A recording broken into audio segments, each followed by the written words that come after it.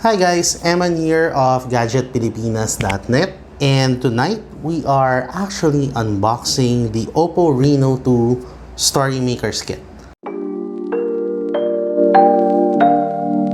So, pinadala to sa atin ni OPPO a few days ago. This special box that they created for the Reno2, which has just been recently launched. You can check out the info on that on our site, gadgetpilipinas.net.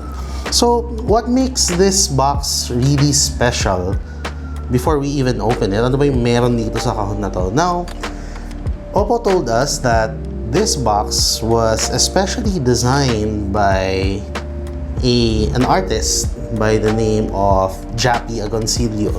So, the idea is that, you know, the hashtags about the OPPO Reno2 hashtag will be, or is, anyone is a story maker. And what OPPO is trying to communicate to us is that lahat tayo, we all have our own stories, and basically with the Reno2 and with its capabilities, anyone can make a very creative version of their own story thanks to its features.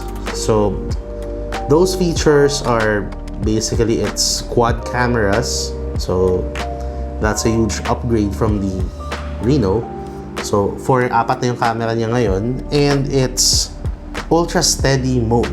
So ultra steady mode is basically it's a feature that you trigger, you activate when you're recording a video. So literally it minimizes the shakes in your videos. So stable. Okay, now before we go on any further, let's unbox this and let's see what's inside this package. Okay. Good thing it's, and so if you can see it here, ano nakalagay? Are you ready to make a story? So that's the question there. Are you ready to make a story? So now here's the box. Now medyo magaan lang siya actually. I'm not sure what's inside, but let's see. Anyway, we have a picture of the Reno2, obviously, Reno2. And we have some iconic pieces of our culture, which is, we have here the jeepney, and you can see it, the jeepney, there. Yan. And we also have a camera. That means, I guess it's because Filipinos are actually mahilig tayo mag picture. Yes, of course. Mahilig tayo mag picture. Bilang side, we have a game controller. Maybe it's a, ano to?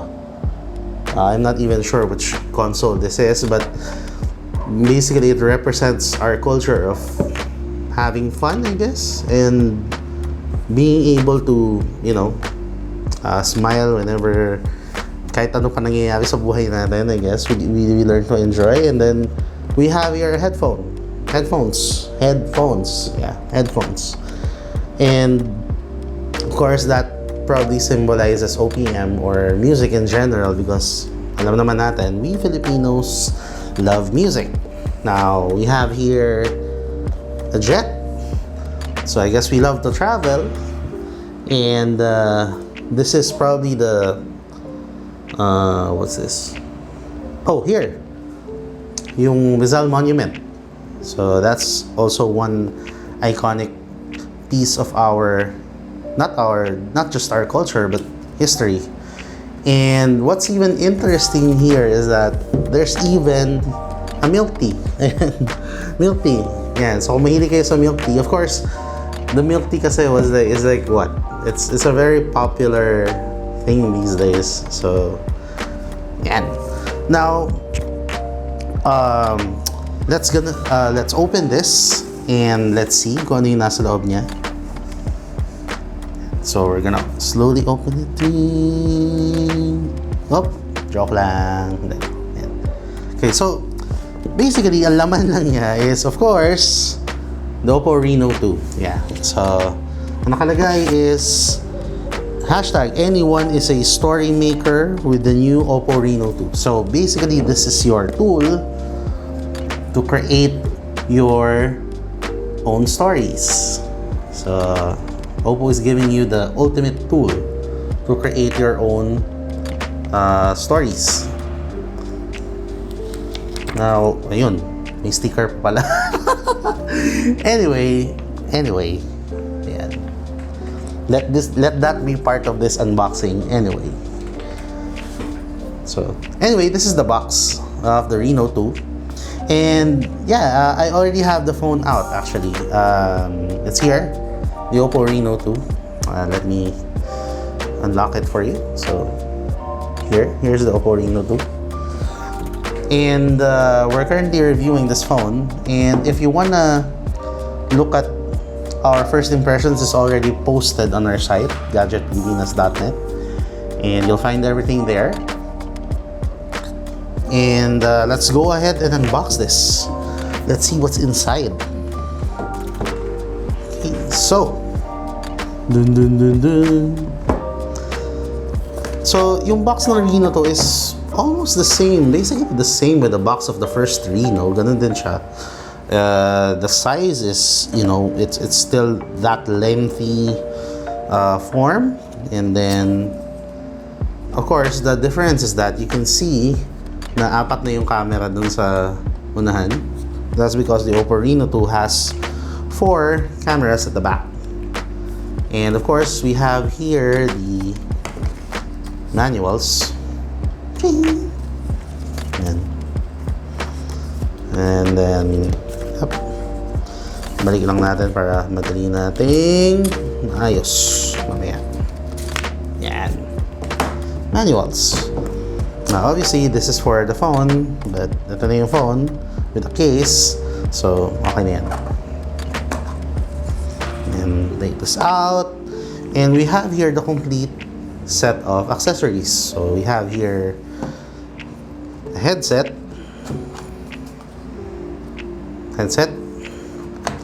and we have the cable. So this is a Type-C. Yes, this is a Type-C cable. Merong nakalagay na VOOC sa dulo, which means it's probably compatible with VOOC chargers, which is what's exactly here. So this is the charger for the Reno2. And actually, well, it doesn't say if it's a VOOC charger, but we'll find out. I'm guessing it is, because, you know, why would you include a VOOC cable and not a VOOC charger, you know? So hopefully it is. And then, of course, you have the SIM ejector tool. Very, very handy. So charger, cable, headphones, and SIM ejector. Okay. Now, moving on to the phone. So this is again the Reno2, OPPO Reno2. Let's unlock it here. So the case that comes with it is actually different from case that came with the first Reno. So iba na yung case ngayon, mas maganda na siya. There's actually there are actually a number of colors for this one. There's even a white or a pink white Reno, white pink Reno. And ayan, yung cover niyan nun is like white, I believe, white ata. Ayan. So the material is very, very different. It's more grippy, I guess. It looks better in general. You're gonna have to see it for yourself when you drop by any OPPO concept store or kiosk to check it out. But it really, really complements the phone well. So it snaps just like that. And before we end this unboxing, and there's a couple of things about the OPPO Reno2. So this still uses a shark fin design for its front camera. So ganun pa rin siya. Yan. So nakikita nyo, umangat, bumababa, umangat, bumababa. Okay. Now, of course, the internals, we have a Snapdragon 730G, and it has 4 cameras. Meron na siyang 4 na camera. So you have meron dito for dedicated for macro. Meron siyang dedicated for wide angle, and of course there's a main sensor. And of course this also has all the goodies of the first 3, no? So you get VOOC charging, you get the night mode, and again, makikita nyo naman doon sa first impressions natin when you view it on our website. You'll be able to see the ultra steady mode in action. So I believe I took a walk in BGC and I tested the ultra steady mode, and it actually works pretty well. And so there's actually a bunch of other features here for this phone that we have yet to try out. And so far, we're actually quite enjoying the use of this phone. So I've been using it for quite some time now, and it's quite a good phone. It's a really good phone for the features that it has. So hopefully we can come out with our full review sometime soon. And so I guess that's it for this special creative unboxing of the OPPO Reno2. The OPPO Reno2. And so if you want to check out our first impressions of this phone, you can head over to gadgetpilipinas.net. And if you haven't subscribed yet, please subscribe and like if you like this video, and please do follow our social media channels on Facebook, Instagram, and Twitter. Again, this is Emman from Gadget Pilipinas, and thank you for watching.